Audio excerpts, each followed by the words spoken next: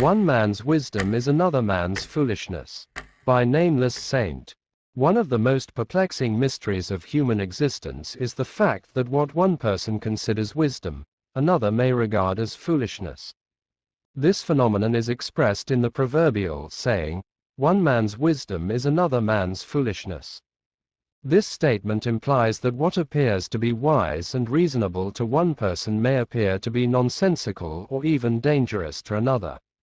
This phenomenon is not limited to any particular area of human life, but it applies to all areas, including religion, philosophy, politics, science, and social behavior. In this article, we will explore this phenomenon in light of 1 Corinthians chapter 1 verse 25, which states that the foolishness of God is wiser than human wisdom. The Apostle Paul, in his first letter to the Corinthians, wrote about the paradoxical nature of God's wisdom. He said, "For the foolishness of God is wiser than human wisdom, and the weakness of God is stronger than human strength." 1 Corinthians chapter 1 verse 25. This statement seems to contradict human logic, for how can something that is foolish be wiser than human wisdom? However, Paul was not suggesting that God is foolish or weak, but he was using these terms metaphorically to emphasize the fact that God's ways are not the same as human ways. Paul was writing to a group of believers in Corinth who were divided into factions based on their allegiance to different leaders, such as Paul, Apollos, or Cephas. These factions were causing divisions and conflicts within the church, and Paul was trying to unite them by reminding them of their common faith in Jesus Christ. Paul argued that the message of the cross was foolishness to those who did not believe, but to those who were being saved, it was the power of God. 1 Corinthians chapter 1 verse 18. Paul's message was that God's wisdom is not based on human reasoning or intelligence, but on faith in Jesus Christ. This faith is a gift from God that enables us to see things from a different perspective, a perspective that is not limited by human limitations. Paul wrote, "But we preach Christ crucified, a stumbling block to Jews and foolishness to Gentiles, but to those whom God has called, both Jews and Greeks, Christ the power of God and the wisdom of God." 1 Corinthians chapter 1 verses 23 to 24. Paul's message is that God's wisdom is not the same as human wisdom. Human wisdom is based on knowledge and experience, but God's wisdom is based on faith and revelation. Human wisdom is limited by our finite minds, but God's wisdom is infinite and eternal. Human wisdom is often self-centered and self-serving, but God's wisdom is always focused on the good of others. Many famous philosophers and theologians throughout history have expressed their views on the phenomenon of one man's wisdom being another man's foolishness. Some of these views are complementary to Paul's message in 1 Corinthians chapter 1 verse 25, while others are in opposition to it.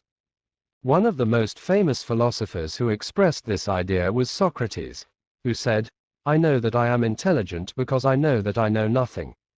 Socrates believed that true wisdom was not the accumulation of knowledge but the recognition of one's own ignorance.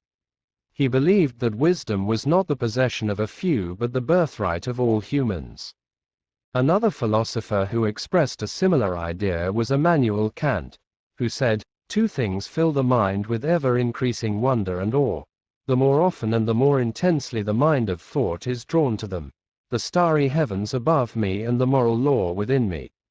Kant believed that true wisdom was not the result of empirical observation or logical deduction, but the recognition of the moral law that governs the universe. In contrast to these philosophers, some theologians have argued that there is only one source of wisdom, which is God, and that all other forms of wisdom are false and inadequate. Augustine, one of the most influential theologians in the Christian tradition, believed that all human wisdom was flawed and that the only true wisdom was that which came from God. He wrote, "All wisdom is from the Lord, and with him it remains forever. The wisdom of this world is foolishness with God." Thomas Aquinas, another prominent theologian, argued that human reason could only take us so far in our understanding of God, and that we needed divine revelation to truly understand God's wisdom. He believed that God's wisdom was beyond human comprehension and that we could only glimpse it through faith and revelation. Martin Luther, the father of the Protestant Reformation, also believed that human wisdom was inadequate when it came to understanding God's wisdom. He wrote, "We are fools for Christ's sake, and the wisdom of this world is foolishness with God. Let us, therefore, be wise in Christ and foolish in the eyes of the world."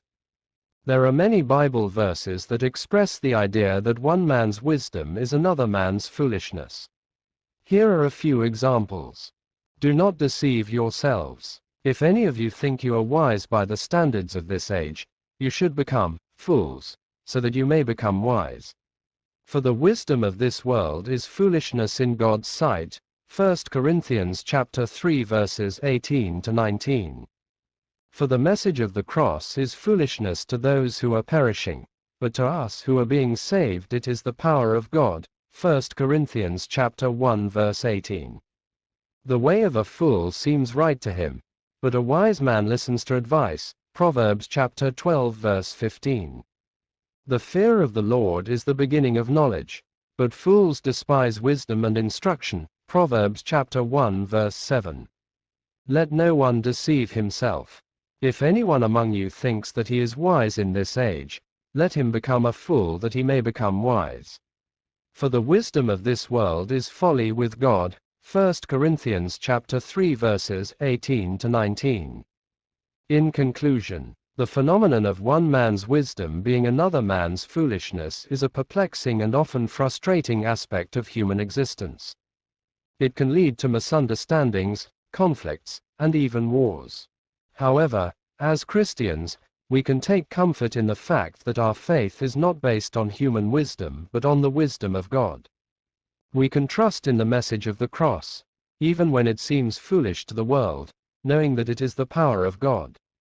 We can also seek to cultivate the wisdom that comes from God through prayer, study of the Bible, and living a life that is pleasing to Him. Ultimately, we can rest in the knowledge that God's wisdom is greater than our own and that He is the source of all true wisdom. If you enjoy watching this video, kindly consider subscribing to my channel. New content is posted daily. Thank you, and may God bless you.